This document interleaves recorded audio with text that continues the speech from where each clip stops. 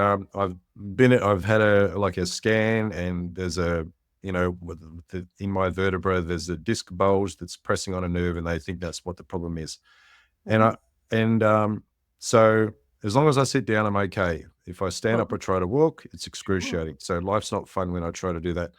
And I'm wondering to myself, is this me subconsciously trying to slow myself down, or I would prefer not to have to deal with this and put it that way.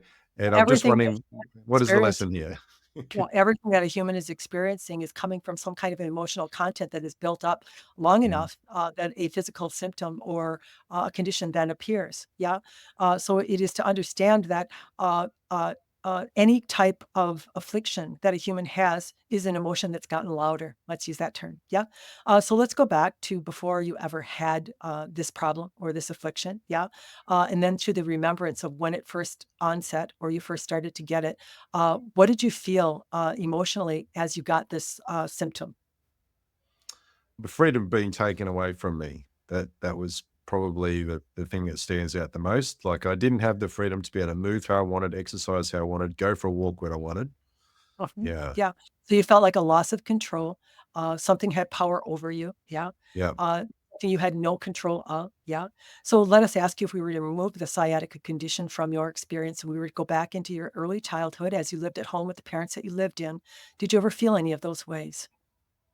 Yeah, I think that's probably why I wanted to move out of home as quickly as I could, so Yeah, because you I could felt call the shots.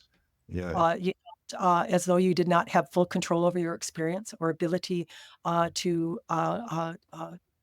advance or do what it was that you were preferring to do. Yeah. right. So what happens is, so you sent that signal out. Yeah. So that goes out to the universe. I'm feeling controlled. I'm feeling as though I'm not free.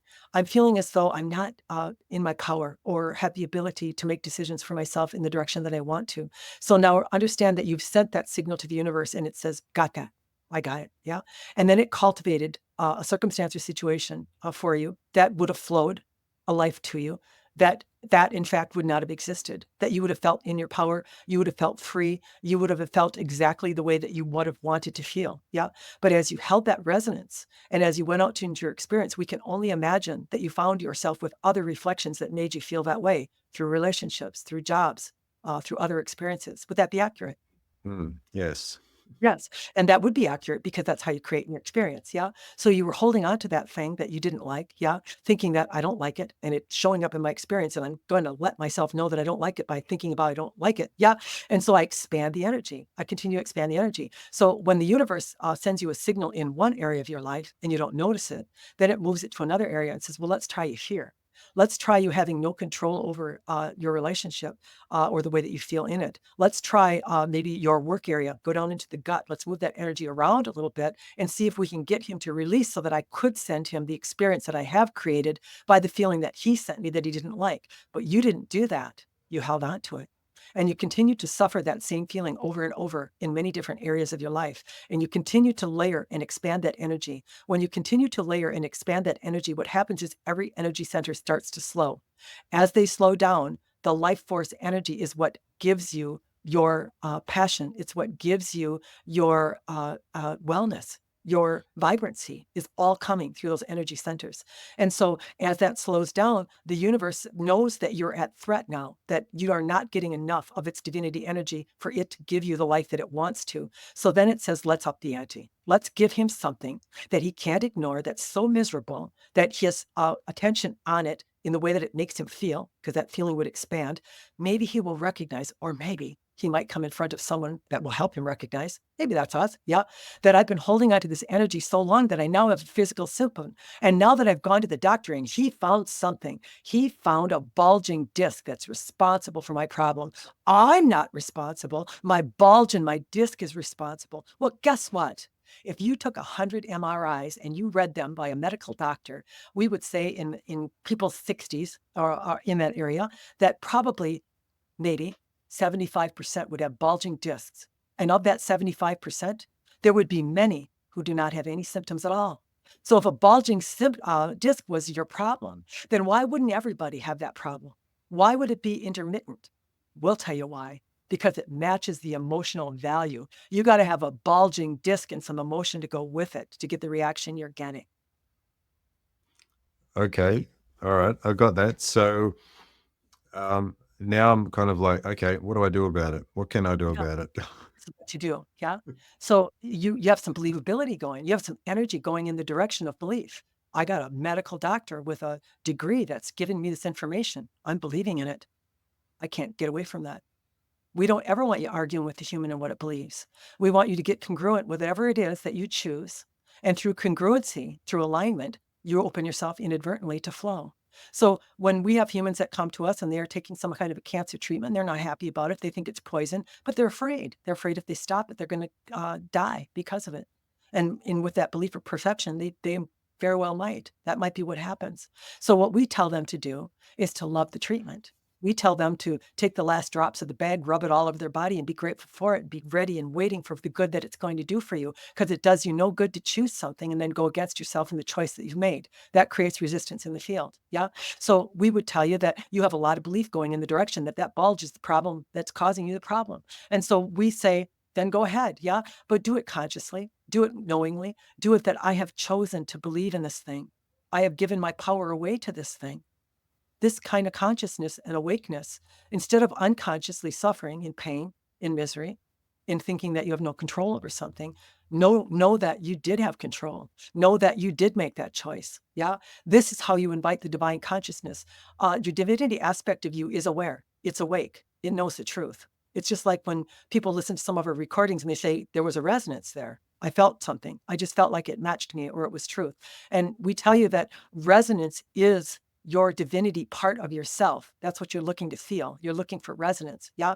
And if you feel not resonance with anything that we're saying, then don't adopt it. Go with resonance. And we don't care if the resonance is right or wrong. There is no right and wrong. You're looking for personal resonance. That's what you're looking for. If your personal resonance is putting all of your belief that the bulge is the problem, then find yourself a doctor to remove the bulge and see if it removes your problem. Because and as long as you put all of your congruency into that, you'll get the right doctor, you'll get the result, and you'll get relief. But if you go into it thinking, I wish I didn't have to do this. I don't really trust this guy. I know other people that have had back operations and they haven't gone well. Now you're cultivating another experience, aren't you? Now a doctor that's going to come to you might botch it. You might have a little problem. You might fall into a stream of consciousness of which that is a part of. So, but it's your creation. Everything is. Everything is your creation in the way that you want to feel in it. But what's problem with the human is they aren't paying attention. They are unconscious. If you're not feeling good, if you're not feeling aligned and in congruency with the choice that you make, then you are not in alignment to your source. If you are making the right choice, you're going to feel resonance. You're going to feel this is right for me. This is good for me. But we cannot make it clear enough to you. If you still believe that the bulge is the problem, then go with it, but get congruent with it. Don't doubt it. Don't worry about it. Make sure that you align to the choice that you make, because creation follows you. It follows what you choose to believe. You see, that's Mm. what reality is. So just so I understand this, so I have this urge, almost irresistible, to take breaks occasionally, and I like twist my spine one way and then twist it the other. And my Mhm, chiropractor has explicitly said, don't stress like that. mhm. And but it feels really good when I do it. So I think what you're saying is there, if you really feel that something is in alignment with, then that's what you should do rather than kind of Absolutely. resist. Yes, Okay. absolutely. Yeah. All right. Because sciatica is a nerve impingement. They can call it what they want to. Yeah. But something is impinging upon your nerve. So if you find that you are resonating with different types of movements, then by all means. But again, if you choose the twisting and you doubt the validity of your choice, you could get the harm that he has described to you. We want Mm, you to understand that people who are sitting in a beauty salon and the radio is playing, if you have an evening glass of wine every night, you will be susceptible to cancer in a number of years. Yeah.